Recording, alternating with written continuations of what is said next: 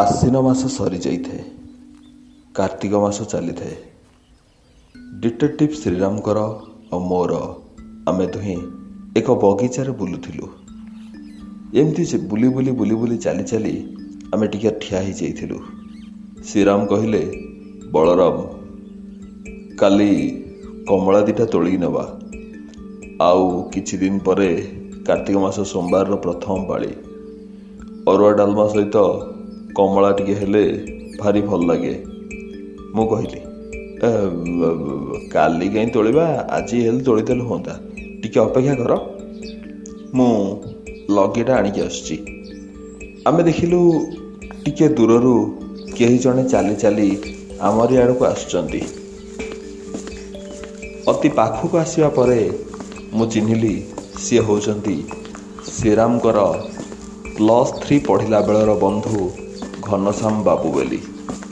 ମୁଁ ତାଙ୍କୁ ଅଳ୍ପେ ଚିହ୍ନିଥିଲି। ଶ୍ରୀରାମ ତାଙ୍କ ସହିତ କରମର୍ଦ୍ଦନ କଲେ। ଶ୍ରୀରାମ ପଚାରିଲେ, ହଠାତ୍ ଏମିତି କୁଆଡ଼େ ଆସିଲ ବନ୍ଧୁ?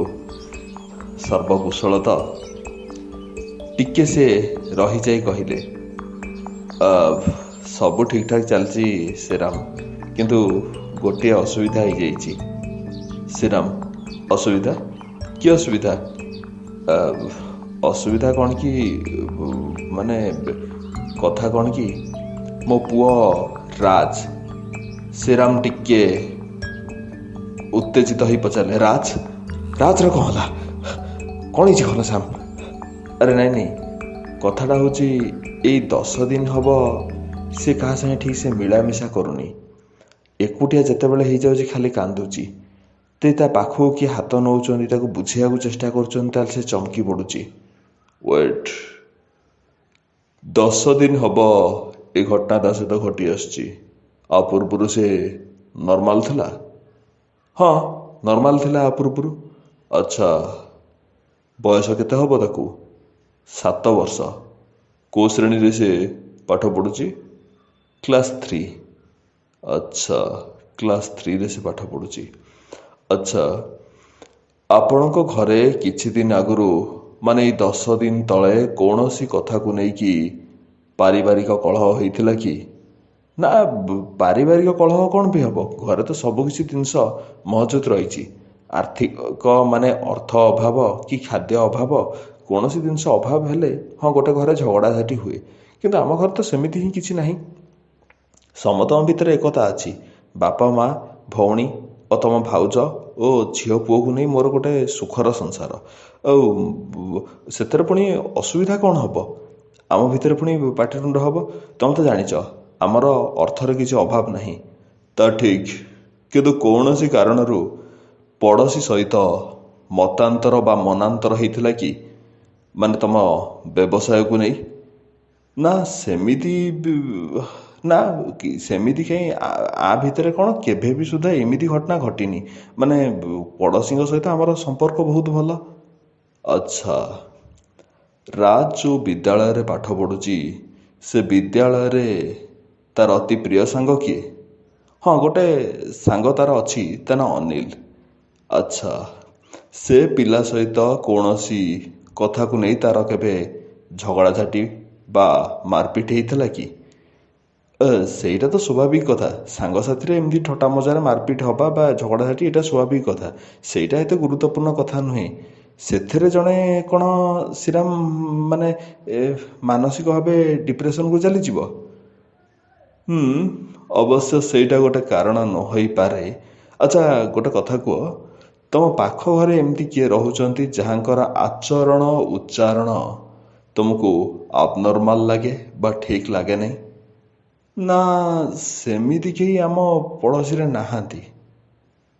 ଆଚ୍ଛା, ତମ ପୁଅ ତମ ଘର ବ୍ୟତୀତ ଅନ୍ୟ କୌଣସି ପଡ଼ୋଶୀ ଲୋକଙ୍କ ସହିତ କେମିତି ମିଳାମିଶା କରେ?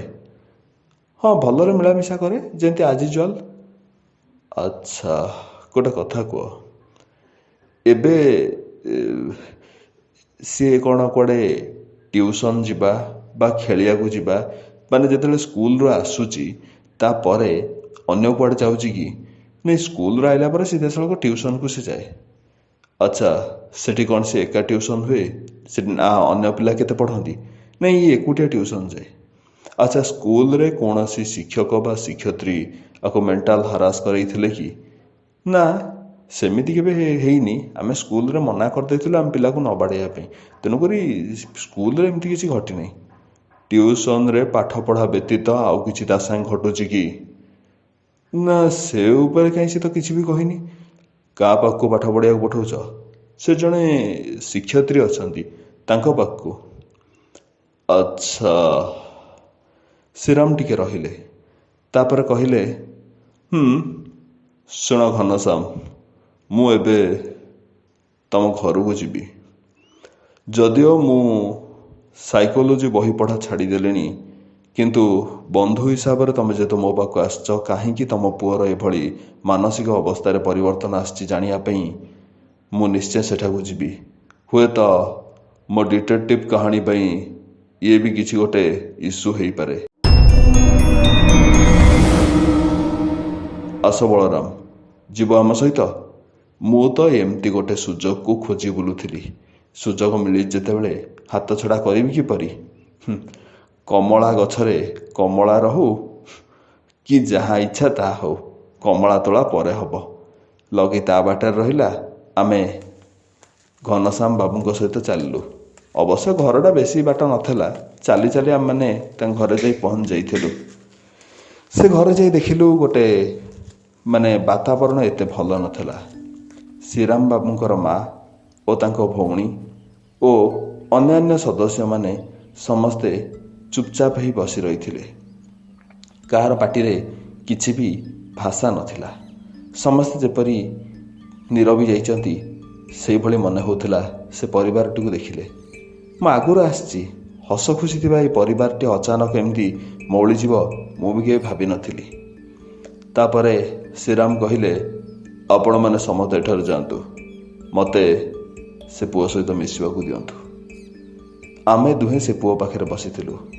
ଶ୍ରୀରାମ ସେ ପୁଅକୁ ନିଜ ଛାତିରେ ଲଗାଇଲେ ଓ ତାକୁ ପଚାରିଲେ, ତମ ନାଁ କ'ଣ? ରାଜ। ଆଚ୍ଛା ବାବା, କେତେ ସୁନ୍ଦର ନାଁଟିଏ ତୁମର। ତୁମେ ଯେତେବେଳେ ବଡ଼ ହବ ତାହେଲେ ତୁମେ ସବୁଠି ରାଜ କରିବ? ପିଲାଟି ସାମାନ୍ୟତମ ହସି ଦେଇଥିଲା। ଶ୍ରୀରାମ ତାକୁ ପଚାରିଲେ, ବାବା, ପାଠ ପଢ଼ା ବ୍ୟତୀତ ତୁମେ ଖେଳିବାକୁ କ'ଣ ଭଲ ପାଅ? ଫୁଟବଲ, ପିଲାଟି ଉତ୍ତର ଦେଇଥିଲା ଟିକେ ଧୀର ସ୍ୱରରେ। ଶ୍ରୀରାମ ପୁଣି ପଚାରିଥିଲେ, ଆଚ୍ଛା, ତୁମକୁ ପିକନିକ୍ ଯିବାକୁ ଭଲ ଲାଗେ? ପିଲାଟି ହଁ ମାରିଥିଲା। ଶ୍ରୀରାମ, ପିକନିକ୍ରେ କେଉଁ କେଉଁ ଜାଗା ସବୁ ତୁମେ ଯାଇଛ? ସେ ତାର କହି ଚାଲିଥିଲା, ପୁରୀ, କାକଟପୁର, କୋଣାର୍କ, ଏମିତି ଅନେକ ଜାଗା ସେ କହିଥିଲା। ଶ୍ରୀରାମ, ମୁଁ ମନେ ମନେ ଭାବୁଥିଲି, ଶ୍ରୀରାମ କୁଆଡ଼େ ଆସିଛନ୍ତି? ଇନଭେଷ୍ଟିଗେସନ୍ କରିବେ କାହିଁକି ସେ ପିଲାର ମାନସିକ ଅବସ୍ଥାରେ ପରିବର୍ତ୍ତନ ଆସିଲା, ନା ଏମିତି ଇଆଡ଼ ସିଆଡ଼େ ତାକୁ ପଚାରିବେ? ଅବଶ୍ୟ ଶ୍ରୀରାମଙ୍କର ଇନଭେଷ୍ଟିଗେସନ୍ଟା ଟିକେ ଅଲଗା। ସମସ୍ତେ ଗୋଟେ ବାଟରେ ଗଲେ ଶ୍ରୀରାମ ବାବୁ ଅଲଗା ବାଟରେ ଯାଆନ୍ତି। ତାପରେ ଶ୍ରୀରାମ କହିଲେ, ବାବା, ତମେ ମୋ ସାଙ୍ଗ ହବ ନା? ପିଲାଟି ମୁଣ୍ଡ ହଲେଇ ହଁ ମାରିଲା। ତାପରେ ଶ୍ରୀରାମ କହିଲେ, ଯଦି ମୋ ସାଙ୍ଗ ହବ ମୋତେ ଗୋଟେ କଥା କୁହ, ତୁମେ ଏଇ କିଛି ଦିନ ହବ ଚୁପଚାପ ରହୁଛ, କାହା ସାଙ୍ଗେ ମିଶୁନ, ଏକୁଟିଆ ହେଇଗଲେ ତୁମେ କାନ୍ଦୁଛ, କ'ଣ ପାଇଁ? କ'ଣ ହେଇଛି ବାବା? ପିଲାଟିର ଆଖି ଯେପରି ଛଳଛଳ ହେଇଗଲା।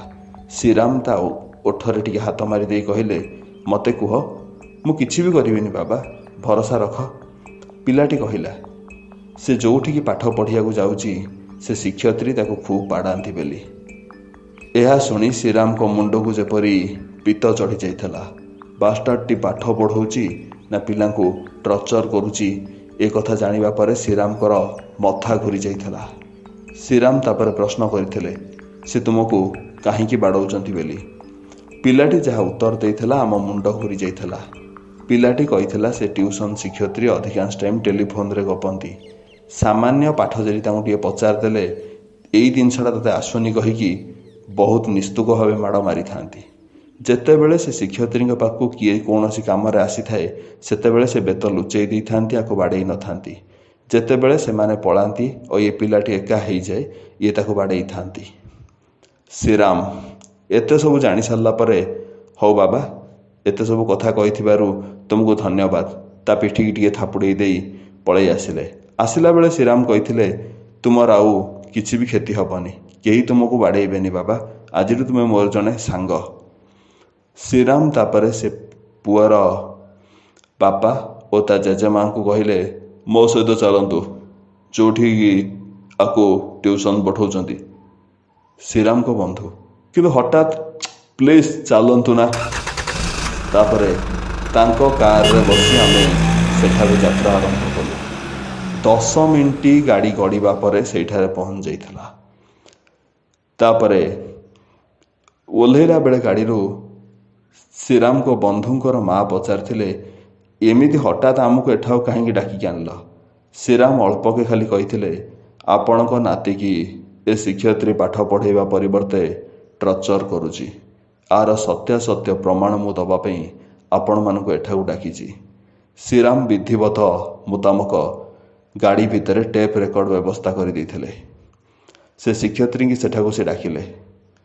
ସେ ଶିକ୍ଷୟିତ୍ରୀ ଘନଶ୍ୟାମ ବାବୁଙ୍କୁ ଯେତେବେଳେ ପଚାରିଲେ, ପୁଅ ଆଜି କାହିଁ ଆସିନି ବୋଲି, ଶ୍ରୀରାମ କହିଲେ, ଆରେ ତାଙ୍କ ପୁଅ କଥା ଛାଡ଼ନ୍ତୁ, ମୁଁ ମୋର ଜଣେ କ୍ୟାଣ୍ଡିଡେଟ୍କୁ ଏଠାକୁ ଟ୍ୟୁସନ୍ ପଠାଇବି, ସେଇ ବାବଦରେ ଆପଣଙ୍କ ସହିତ ଆଲୋଚନା କରିବାକୁ ଆସିଥିଲି।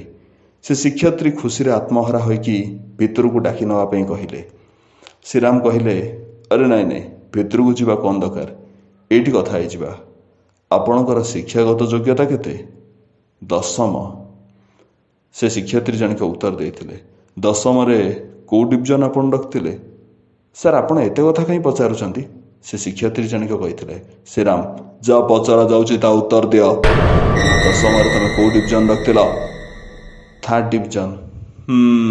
I see. ଆଚ୍ଛା, କେଉଁ ସବଜେକ୍ଟ ତମେ ପାଠ ପଢ଼ାଅ ପିଲାମାନଙ୍କୁ? All subject. କେଉଁ କ୍ଲାସ୍ରୁ କେଉଁ କ୍ଲାସ୍ ପିଲାଙ୍କୁ ପଢ଼ାଅ? 1ମରୁ 5ମ। ପାଠ ପଢ଼ାଉଥିବା ସମୟରେ ଯଦି ଟେଲିଫୋନ୍ ଆସିଲା ତୁମେ କ'ଣ କରିଥାଅ? ନାଇଁ, ମୁଁ ଟେଲିଫୋନ୍କୁ ଇଗ୍ନୋର କରିଦେଇଥାଏ, ଖାଲି ପିଲାଙ୍କୁ ପଢ଼ାରେ ମୁଁ ଧ୍ୟାନ ଦେଇଥାଏ। ନା ଓଲଟାଟା କର? ସାର୍, ଯେପରି ସେ ଚମକି ପଡ଼ିଥିଲେ, ତାଙ୍କ ଆଖିକି ମୁଁ ଦେଖିଛି ଶ୍ରୀରାମଙ୍କର ଏଇ କଥାରେ। ମୁଁ ଯାହା ପଚାରୁଛି ତା ଉତ୍ତର ଦିଅ।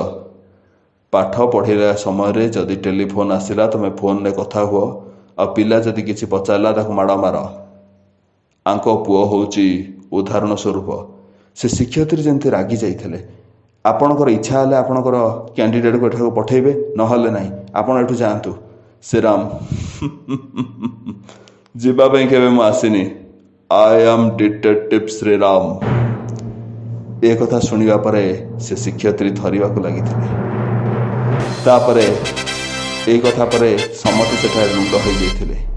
ସେ ପିଲାର ବାପା ସେ ଶିକ୍ଷୟିତ୍ରୀକି କହିଥିଲେ, ଆପଣଙ୍କ ପାଖକୁ ଆମେ ପଠାଇଥିଲୁ ପିଲାଟିକୁ ମଣିଷ କରିବା ପାଇଁ, ଆପଣ ମଣିଷ କରିବା ପରିବର୍ତ୍ତେ ତାକୁ ଗୋଟେ ମାନସିକ ରୋଗୀ କରିକି ପଠାଇଦେଲେ। ଥାନାଟା ସେଇ ପାଖରେ ଥିଲା। ଲୋକଙ୍କ କୋଳାହଳ ଦେଖି ପୋଲିସ ଆସି ପହଞ୍ଚି ଯାଇଥିଲା। ଯେତେବେଳେ ଶ୍ରୀରାମକୁ ପୋଲିସ ଦେଖିଲା, ପୋଲିସ ଶ୍ରୀରାମଙ୍କ ଆଡ଼କୁ ଆସିଲା। ଶ୍ରୀରାମ ସମସ୍ତ ବୃତ୍ତାନ୍ତ କହିଲେ। ଇଏ କିପରି ପିଲାଙ୍କୁ ପାଠ ନ ପଢ଼ାଇ ପିଲାଙ୍କ ଜୀବନ ସହିତ ଖେଳ ଖେଳି ଚାଲିଛି। ତାକୁ ଜେଲ୍ ହେଇଗଲା। ଆଜି ସେ ପିଲା ଅନ୍ୟମାନଙ୍କ ସହିତ ମିଶୁଛି, ବହୁତ ଭଲରେ ଅଛି। ଏବେ ଏବେ ଖେଳରେ ସେ ଆୱାର୍ଡ଼ ପାଇଛି। ଶ୍ରୀରାମଙ୍କର ଏହି ଉପସ୍ଥିତ ବୁଦ୍ଧି ପାଇଁ ଗୋଟେ ପିଲାର ମାନସିକ ଅବସ୍ଥା ପୁନର୍ବାର ଫେରି ଆସିପାରିଲା। ମୁଁ ଶ୍ରୀରାମକୁ ପ୍ରଶ୍ନ କରିଥିଲି, ତୁମେ ତାଙ୍କ ଗାର୍ଡ଼ିଆନକୁ କିଛି କହିପାରିଥାନ୍ତେ, କିନ୍ତୁ ହଠାତ୍ ସେ ଟ୍ୟୁସନ୍ ଶିକ୍ଷୟିତ୍ରୀ ପାଖକୁ ଯିବାର ରିଜିନ୍ କ'ଣ? ଲୋକମାନେ ଜାଣିବା ଦରକାର ବିଦ୍ୟାକୁ ନେଇ କିପରି ଖେଳ ଖେଳ ଯାଉଛି। ଆଜିକାଲି ଟ୍ୟୁସନ୍ରେ ହେଉ, ସରକାରୀ ବା ବେସରକାରୀ ବା ସ୍ୱତନ୍ତ୍ର ବିଦ୍ୟାଳୟମାନଙ୍କରେ ବା କୋଚିଂ ସେଣ୍ଟର, ମହାବିଦ୍ୟାଳୟ ବା ବିଭିନ୍ନ ପ୍ରକାରର ସରକାରୀ ବେସରକାରୀ ସ୍ୱତନ୍ତ୍ର ବା ସାଧାରଣ ତାଲିମପ୍ରାପ୍ତ ପ୍ରଶିକ୍ଷଣ କେନ୍ଦ୍ରରେ ବିଦ୍ୟାକୁ ନେଇ କିପରି ଖେଳ ଖେଳାଯାଉଛି। ପାଠପଢ଼ା କମ୍ ଓ ଲଫଡ଼ାମି ବେଶୀ। ଏଠାରେ ସଫର ହେଉଛନ୍ତି ବହୁତ ପିଲା। ଖାଲି ସାଧାରଣ ପିଲା ନୁହନ୍ତି, ଦିବ୍ୟାଙ୍ଗ ପିଲାମାନେ ମଧ୍ୟ ଏହାର ଶିକାର ହେଉଛନ୍ତି। ଖାଲି ସାଧାରଣ ବର୍ଗର ଲୋକମାନେ ଯେ ବିଦ୍ୟାକୁ ନେଇକି ଅପଭ୍ରଂଶ କରୁଛନ୍ତି ତାହା ନୁହେଁ, ମାନେ ସାଧାରଣ ଶିକ୍ଷକ ଶିକ୍ଷୟିତ୍ରୀମାନେ, ଅଧ୍ୟାପକ ଅଧ୍ୟାପିକାମାନେ, ବେସରକାରୀ ବା ସରକାରୀ ସ୍ତରରେ କାମ କରୁଥିବା ସେମାନେ ଯେ ବିଦ୍ୟାକୁ ନେଇ ଅପଭ୍ରଂଶ କରୁଛନ୍ତି ତା ନୁହେଁ, ଦିବ୍ୟାଙ୍ଗ ବର୍ଗର ଶିକ୍ଷକ ଶିକ୍ଷୟିତ୍ରୀ ବା ଅଧ୍ୟାପକ ଅଧ୍ୟାପିକାମାନେ ମଧ୍ୟ ପିଲାମାନଙ୍କୁ ଉପଯୁକ୍ତ ଶିକ୍ଷା ଦେଇପାରନ୍ତି ନାହିଁ। ସେଇଥିପାଇଁ ଆଜି ଏ ସମାଜରେ ବିଶୃଙ୍ଖଳା ହେଉଛି ଓ ଶିଶୁମାନଙ୍କର ଶୈଶବତା ମରିଯାଉଛି। ଅନେକ ଯୁବକ ବା କିଶୋର ସମୟର ପିଲାମାନେ ସୁଇସାଇଡ୍ ଭଳି ମାରାତ୍ମକ ପନ୍ଥାକୁ ଆପଣେଇ ନେଉଛନ୍ତି। ଏଥିପାଇଁ ଅଭିଭାବକମାନେ ମଧ୍ୟ ସଚେତନ ରହିବା ଦରକାର। ଧନୀ ବା ଶିକ୍ଷିତ ଅଭିଭାବକମାନେ ମଧ୍ୟ ପିଲାମାନଙ୍କୁ ଅକଥନୀୟ ନିର୍ଯାତନା ଦେଇଥାନ୍ତି। ସିଏ ବି ଗୋଟେ ଶିଶୁମାନଙ୍କର ଅକାଳ ମୃତ୍ୟୁର କାରଣ ହେଇପାରେ। ଏଇ ଥିଲା ଡିଟେକ୍ଟିଭ ଶ୍ରୀରାମଙ୍କର ଅନ୍ୟ ଏକ କାହାଣୀ। ପରବର୍ତ୍ତୀ କାହାଣୀ ନେଇ ମୁଁ ପୁଣି ଆସିବି। ମୁଁ ଉପସ୍ଥାପକରେ ଥିଲି ମୃତ୍ୟୁଞ୍ଜୟ ଶତପଥୀ।